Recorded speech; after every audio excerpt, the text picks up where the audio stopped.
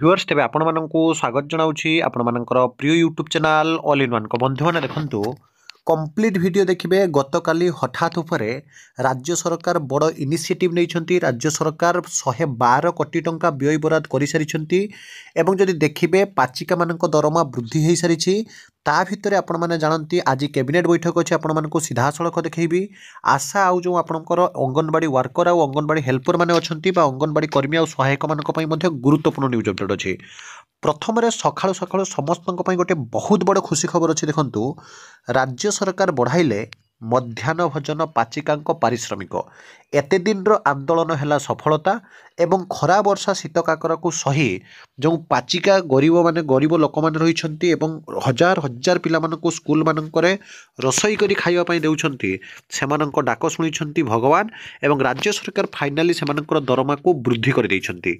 भुवनेश्वर ये 21/1 रही जनवरी 21 तारिख गतकाली ये न्यूज जहाँकि आज पब्लिश होती जो स्पष्ट भाव में कहुई प्रधानमंत्री पोषण बा पीएम पोषण योजना मध्याह्न भोजन पर कार्य करुवा पाचक पाचिका मासिक पारिश्रमिक वृद्धि हो सारी जो थे आप देखिए मासिक पारिश्रमिक 2000 टंका जोटा पाचक पाचिका मैंने पाते पूरा 1000 टंका सरकार बढ़ाई मासिक बर्तमान से 3000 टंका पाइबे ताने 12 मसरे जोटा से 24,000 पाते बर्तमान 36,000 अर्थात पूरा 12,000 टंका वार्षिक बाबा पार एनम से अधिक पाइबे। यही टंका को वृद्धि करिसेंती राज्यर मुख्यमंत्री माननीय मोहन चरण माझी। आपण जानती राज्य में डबल इंजिन सरकार चली उभय केन्द्र एवं राज्य जदि चाहिए ओडिशा को 1 नंबर राज्य में परिणत करिबारे तिले हेले संदेहर अवकाश नहीं। इतिमध्य जो सब आंदोलन होता बर्तमान गोटे प्रकार आंदोलन सफलता होइले कहले अत्युक्ति हम नहीं से हूँ पाचिका मान दरमा वृद्धि फाइनाली होगला। एने आज मुख्यमंत्री घोषणा करिसेंती पीएम पोषण योजना राज्य में नियोजित 1,12,090 मध्याह्न भोजन पाचिका उपकृत हेबे अर्थात देखो 1,12,000 नियर अबाउट 1.15 लाख ऑफ जो मैंने आप रोसई मैंने थे से बर्तमान उपकार पाइबे। एथिपाई राज्य सरकार 112 कोटी 9 लक्ष टंका व्यय बराद कर माने सरकार को वर्तमान समय 112 कोटी 9 लक्ष टंका अधिक दवाई पड़ो। सूचनाजोग्य यह पाचक पाचिका माने प्रथम श्रेणीर अष्टम श्रेणी पर्यंत राज्य में 50,618 प्राथमिक विद्यालय और उच्च प्राथमिक विद्यालय में 42.42 लक्ष छात्र छात्री को रंधा खाद्य परिवेषण कर तो निश्चित भाव में एत बड़ सेवा जो मैंने कर सरकार से हुए तो देखी नथिले किंतु एबे गोटे बड़ इनिशिएटिव सरकार नहीं जहाँपाई कि समस्ते वर्तमान समय खुशी अच्छा गोटे स्वागत योग्य पदक्षेप।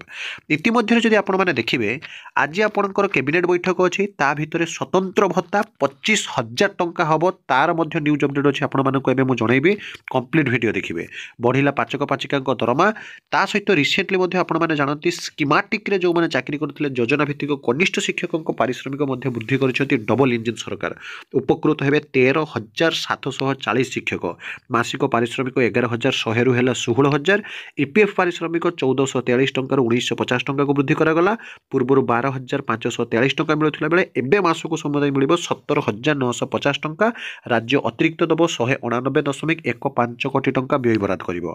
ता भितरे आपण माने जे देखिबे आशा अंगनवाड़ी को कथा एवं अष्टम वेतन कमिशन कथा मध्ये मैं आपनको जणैबी रिसेंटली जेतेबेले राजस्थान फेरिथिले माननीय उपमुख्यमंत्री बा डेपुटी बा भाइस आपनकर जे रहिसंती डेपुटी सीएम चीफ मिनिस्टर आपण माने जानती प्रभाती पैडा से मध्ये खुशी खबर दे कहिथिले आमे अंगनवाड़ी कर्मचारी मानकर पारिश्रमिक वृद्धि करिवो एवं आपण माने जानती रिसेंटली सर्वनिम्न दरमा को नहीं जो चर्चा होता 51,480 टंका अष्टम वेतन कमिशन कमिशन सर्वनिम्न वेतन चतुर्थ पंचम षष्ठ सप्तम जो देखिए 18,000 जोटा थिला ताहा मध्य वृद्धि हेबो।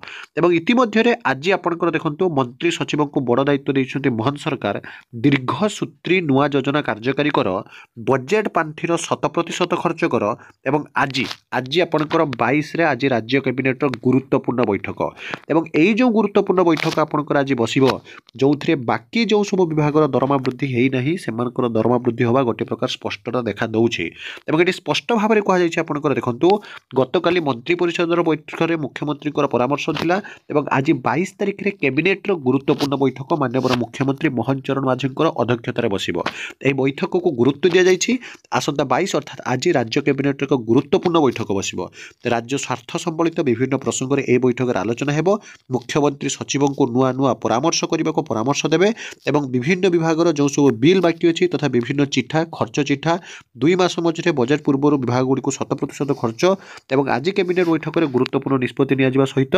3,20,000 ପ୍ରସ୍ତାବ ବର୍ତ୍ତମାନ ସମୟରେ ଆସିଛି। ଏଇଠି ଆପଣମାନେ ଦେଖିପାରୁଛନ୍ତି, ଦେଖନ୍ତୁ 3,20,000 ବିକଶିତ କରିବା ପାଇଁ ଓଡ଼ିଶା ଡକୁମେଣ୍ଟ 2016 ପାଇଁ ବର୍ତ୍ତମାନ ସମୟରେ ପ୍ରସ୍ତୁତ କରାଯାଉଛି। ଇତିମଧ୍ୟରେ ଯଦି ଆପଣମାନେ ଦେଖିବେ ଏଇଠି ଆପଣମାନେ ଦେଖିପାରୁଥିବେ ଅଙ୍ଗନବାଡ଼ି ଏବଂ ଆଶାକର୍ମୀଙ୍କ କଥା ସବୁବେଳେ ସରକାର ଗୁରୁତ୍ୱ ଦେଇ ଆସିଛନ୍ତି। ଯଦିଓ ସେମାନେ ବାରମ୍ବାର ଆନ୍ଦୋଳନ କରନ୍ତି କିନ୍ତୁ ସମୁଦ୍ରକୁ ଶଙ୍ଖେ ବା ଅଟମୁହଁରେ ଜିରା ସଦୃଶ ସେମାନଙ୍କର ଦରମା ବଢ଼େ। ତ ଅଙ୍ଗନବାଡ଼ି କର୍ମୀଙ୍କର ଦରମା ବଢ଼ିବ ବୋଲି ନିଜେ ମାନ୍ୟବର ଉପମୁଖ୍ୟମନ୍ତ୍ରୀ ସ୍ପଷ୍ଟ କରିଛନ୍ତି। ଅଙ୍ଗନବାଡ଼ି କର୍ମୀଙ୍କ ଦରମା ବୃଦ୍ଧି ହେବ। ରାଜସ୍ଥାନ ଉଦୟପୁରରେ ଆୟୋଜିତ ଚିନ୍ତନ ଶିବିରରୁ ଫେରି ଉପମୁଖ୍ୟମନ୍ତ୍ରୀ ପ୍ରଭାତୀ ପରିଡ଼ା ଏହି ସୂଚନା ଦେଇଛନ୍ତି। ଏହି କାର୍ଯ୍ୟକ୍ରମରେ ସେ କାର୍ଯ୍ୟରତ ମହିଳାଙ୍କ ପାଇଁ ହଷ୍ଟେଲ କରିବା ସହ ରାଜ୍ୟର ଅନ୍ୟାନ୍ୟ ଦାବିଗୁଡ଼ିକୁ କେନ୍ଦ୍ର ସରକାରଙ୍କ ସମ୍ମୁଖରେ ଉପସ୍ଥାପନ କରିଥିଲେ। ଉପମୁଖ୍ୟମନ୍ତ୍ରୀ କହିଛନ୍ତି, ନିର୍ବାଚନ ଇସ୍ତାହାରରେ ଅଙ୍ଗନବାଡ଼ି କର୍ମୀଙ୍କ ଦରମା ବୃଦ୍ଧିକୁ ଆମେ ପ୍ରତିଶ୍ରୁତି ଦେଇଥିଲୁ। ସେମିତି ଆମେ ସୁଭଦ୍ରା ଯୋଜନାକୁ ପ୍ରତିଶ୍ରୁତି ଦେଇଥିଲୁ। ଯେମିତି ସୁଭଦ୍ରା ଯୋଜନାରେ ଆମେ ଟଙ୍କା ଦେଉଛୁ, ସେମିତି ଅଙ୍ଗନବାଡ଼ି କର୍ମୀଙ୍କର ମଧ୍ୟ କେନ୍ଦ୍ର ସରକାରଙ୍କ ସହ ଆଲୋଚନା ସରିଛି। କେନ୍ଦ୍ର ସରକାରଙ୍କ ଆଗରେ ମଧ୍ୟ ବିଭିନ୍ନ ପ୍ରସ୍ତାବ ରହିଛି।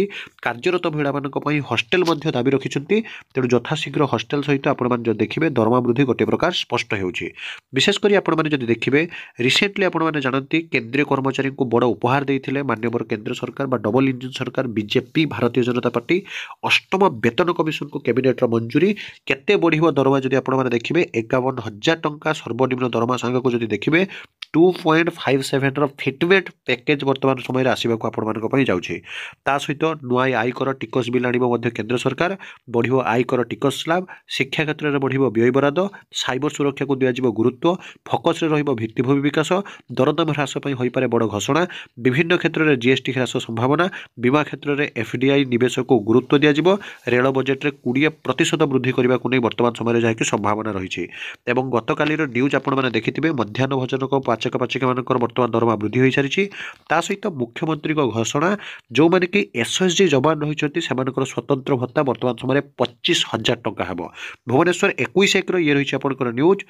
ଏସ୍ଏସ୍ଜି ଯବାନଙ୍କୁ ମିଳୁଥିବା ସ୍ୱତନ୍ତ୍ର ଭତ୍ତା ରିସ୍କ ଆଲାୱେନ୍ସ 8,000 ଟଙ୍କାରୁ 25,000 ଟଙ୍କାକୁ ବୃଦ୍ଧି କରିବାକୁ ରାଜ୍ୟ ସରକାର ନିଷ୍ପତ୍ତି ନେଇଛନ୍ତି।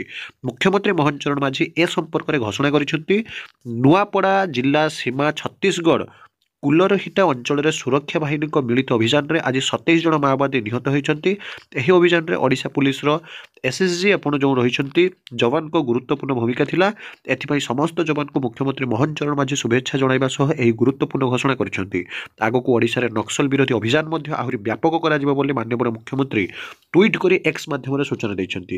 ଏବଂ ଯେଉଁ ଭତ୍ତା 8,000 ଟଙ୍କା ପାଉଥିଲେ ସେହି ସ୍ୱତନ୍ତ୍ର ଭତ୍ତା ବର୍ତ୍ତମାନ ସମୟରେ 25,000 ଟଙ୍କାକୁ ବୃଦ୍ଧି କରିଛନ୍ତି ମାନ୍ୟବର ମୁଖ୍ୟମନ୍ତ୍ରୀ ମୋହନ ଚରଣ ମାଝୀ। ତ ନିଶ୍ଚିତ ଭାବରେ ମଧ୍ୟାହ୍ନ ଭୋଜନ ପାଚିକାମାନଙ୍କ ପାଇଁ ଗୋଟିଏ ଗୁରୁତ୍ୱପୂର୍ଣ୍ଣ ନ୍ୟୁଜ୍ ଅପଡେଟ୍ ସମସ୍ତଙ୍କ ମଧ୍ୟରେ ସେୟାର କରନ୍ତୁ। ବିଶେଷ କରି ଆଶା ଅଙ୍ଗନବାଡ଼ି କର୍ମୀଙ୍କର ଦରମା ବୃଦ୍ଧିକୁ ନେଇ ଆଜି ରାଜ୍ୟରେ ଗୋଟିଏ ବହୁତ ବଡ଼ ନିଷ୍ପତ୍ତି ନେବାକୁ ଯିବା କଥା ବର୍ତ୍ତମାନ ସମୟରେ ଯାହାକି ଚର୍ଚ୍ଚା ହୋଇଛି। ଦେଖାଯାଉ କ୍ୟାବିନେଟ୍ ବୈଠକ ପରେ ସରକାର କ'ଣ ନିଷ୍ପତ୍ତି ନେଉଛନ୍ତି। ତେବେ ଏହିଭଳି ସବୁବେଳେ ଅଥେଣ୍ଟିକ୍ ଜେନ୍ୟୁନ୍ ଆଉ ଟ୍ରଷ୍ଟେବୁଲ୍ ଇନଫର୍ମେସନ୍କୁ ପାଇବା ପାଇଁ ଚ୍ୟାନେଲକୁ ସବସ୍କ୍ରାଇବ୍ ଲାଇକ୍ ସେୟାର କରନ୍ତୁ। ବିଦାୟ ଦିଅନ୍ତୁ ଏକ ନୂଆ ଭିଡ଼ିଓ ସହିତ ପୁଣି ଥରେ ଆପଣମାନଙ୍କ ପାଖକୁ ଆସିବି ବନ୍ଦେ ଉତ୍କଳ ଜନନୀ।